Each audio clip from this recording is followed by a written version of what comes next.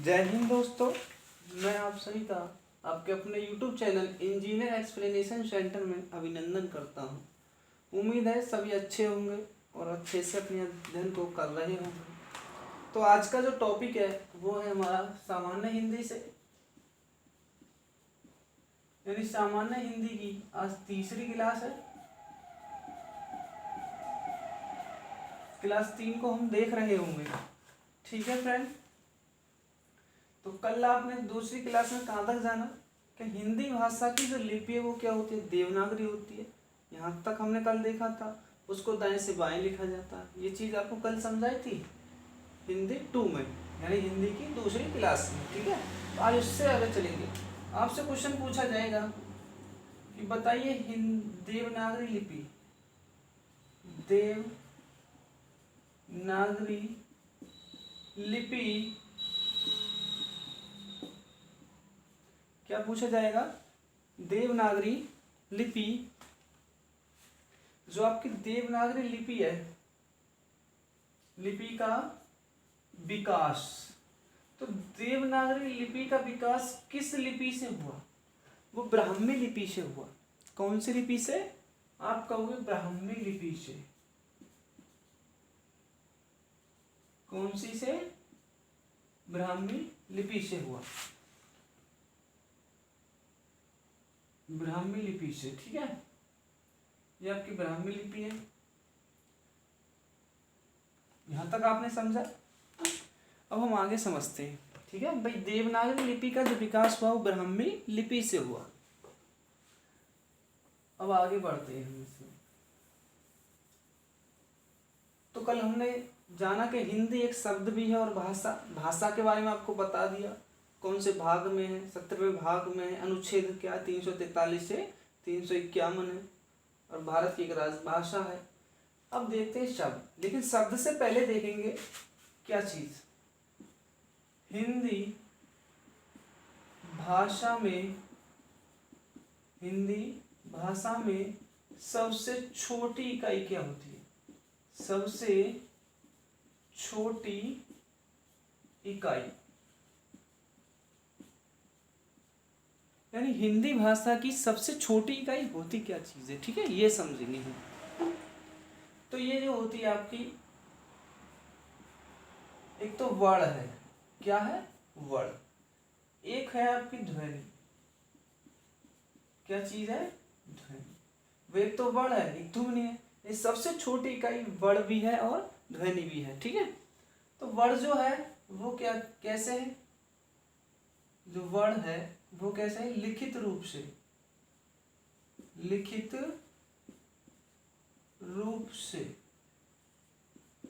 तो आपसे पूछे हिंदी भाषा में लिखित रूप से सबसे छोटी इकाई, तो वर्ण। लेकिन पूछे कि हिंदी भाषा में मौखिक रूप से, किससे, मौखिक रूप से सबसे छोटी इकाई क्या है, तो वो ध्वनि है। ठीक है, हिंदी भाषा में सबसे छोटी इकाई वर्ण भी होती है, ध्वनि भी। और लिखित रूप से वर्ण है और मौखिक रूप से क्या है, आपकी ध्वनि है। यहाँ तक आपको समझ में आया होगा अच्छे से। ठीक है, तो ये चीज आपको समझ में आई। तो हम कैसे, किसको पढ़ेंगे, सबसे पहले वर्ण को पढ़ेंगे। किसको पढ़ेंगे, वर्ण। देखो वर्ण को देखते हैं, यानी एक क्रम है। सबसे छोटा क्या है, वर्ण है। फिर वर्ण से भी बड़ा क्या है, वर्ण के बाद क्या बनता है, शब्दांश बनेगा। वर्ण के बाद क्या बनेगा भाई, शब्दांश बनेगा ना, यानी शब्द का अंश। उसके बाद क्या बनेगा, शब्द बनेगा। शब्द के बाद क्या बनेगा, वाक्यांश बनेगा। और वाक्यांश के बाद क्या बनेगा, वाक्य। और फिर वाक्य के बाद क्या बनता है, अवंती। अवंती को इंग्लिश में बोलते हैं ना पैराग्राफ, जो थोड़ा बड़ा होता है, पैराग्राफ। सबसे छोटा वर्ण, फिर शब्दांश, फिर उसके बाद शब्द, फिर वाक्यांश, फिर वाक्य। वाक्य से आगे क्या आता है, अवंती। इसको इंग्लिश में पैराग्राफ के नाम से जानते हैं। किसके नाम से जानते हैं, पैराग्राफ।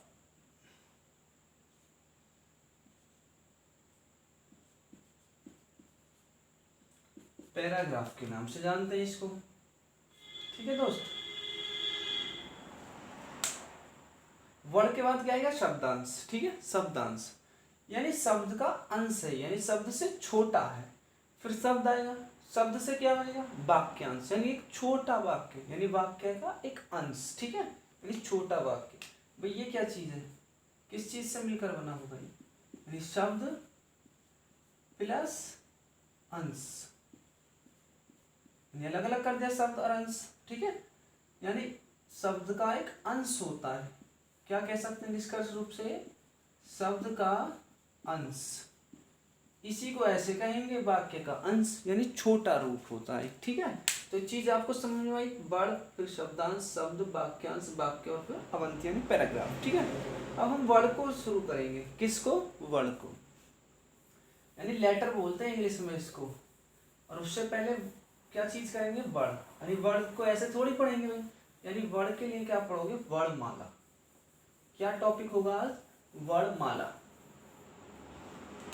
इंग्लिश में बोलते हैं अल्फाबेट, वर्णमाला। यानी एक प्रकार से जैसे मोती की माला होती है ना हमारी, छोटी छोटी मोतियों की माला होती है, उसी प्रकार से क्या होती है कि वर्णों की माला होती है, यानी मेरे सारे वर्ण होते हैं उसमें। इसको इंग्लिश में बोलते हैं अल्फाबेट। क्या बोलते हैं? अल्फाबेट।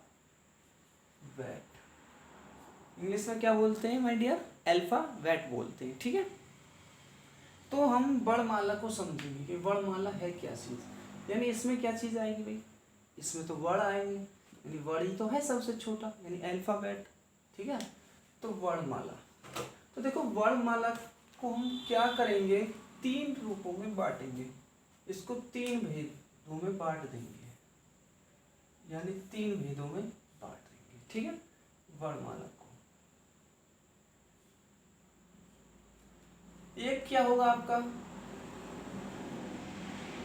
उच्चारण के स्थान के आधार पर,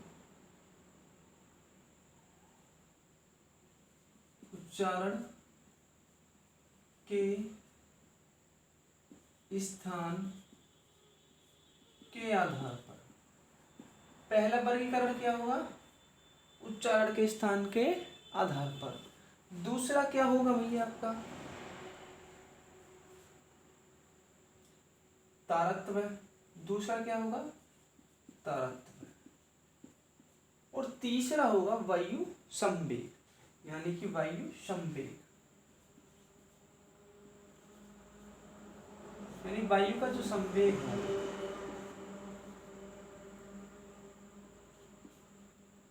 यानी वायु संवेग के आधार पर। ठीक है, तो निष्कर्ष रूप से कह सकते हैं किसका? वर्ण का क्या करेंगे? वर्गीकरण। क्या करेंगे माय डियर? वर्गीकरण। तो एक क्या करोगे?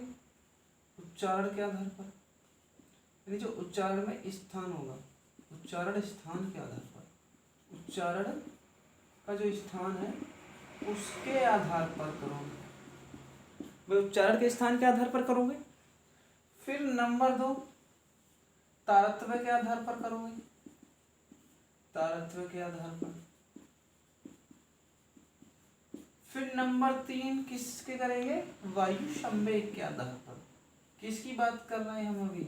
वर्ण की बात कर रहे हैं। 3 प्रकार से इसका वर्गीकरण करते हैं, उच्चारण के, यानी जो उच्चारण का स्थान है उसके आधार पर, तारतम्य के आधार पर और वायु संवेग के आधार पर।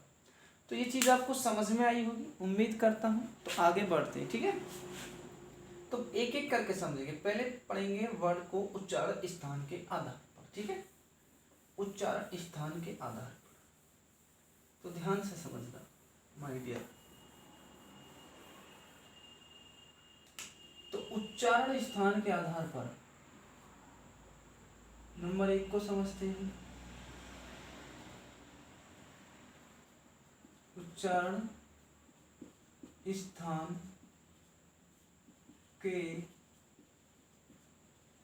आधार पर किसकी बात कर रहे हैं? वर्ड की बात करेंगे। किसकी बात करेंगे? वर्ड की बात करेंगे, यानी लेटर की बात करेंगे। तो मैं लेटर की बात करूं, इसको कैसे बांटा हमने?